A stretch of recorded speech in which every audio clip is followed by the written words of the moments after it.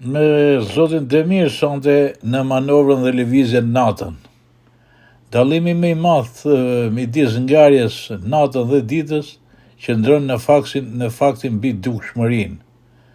Duket qartë se gjatë ngarjes natën aftësia juaj për të parë dhe aftësia e përdorusve të tjerë të rrugës për të parë juve zvoglohet. Efektet e tjera që ndikojnë gjatë ngarjes natën janë vështirësitë në shikim dhe në marrjen e informacionit. Kontrasti i dritës dhe i ngjyrave bie, ngjyrat zbehen. Skajt e makinës dhe cepat e parakolmit bëhen të paqarta. Syt marrin tendosje shtesë dhe lodhen gjerë në vërbim. Shumica e rrugëve janë të pandriquara ose me ndriqim të pjeshëm. Ekziston mundësia e verbimit nga dritat e mjeteve përballë.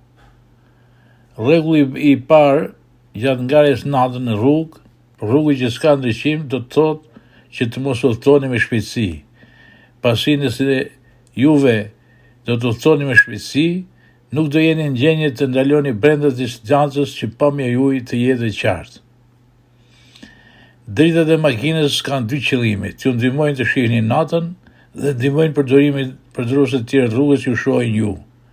Ju do t'i përdorni dritat gjatë gjithë ditës. Dritat i kemi të shkurtra dhe të gjata. Dritat e shkurtra zakonisht kanë aftësi precizioni deri në 30 metra, dritat e gjata deri në 100 metra. Këto këmbehen në përkthesa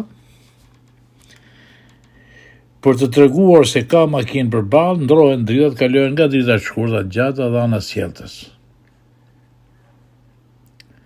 Gjatë ngarjes natën duhet të dini që me gjithë dëshirën që ka shoferi për të ngarë mirë makinën, ndikon lodhja e ditës dhe nevoja e trupit për të pushuar.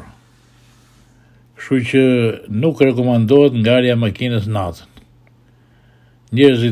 Shikimi njerëzve, kafshëve e tjera bëhet shumë i vështirë për të dalluar, niveli i rreziqeve rritet shumë lart.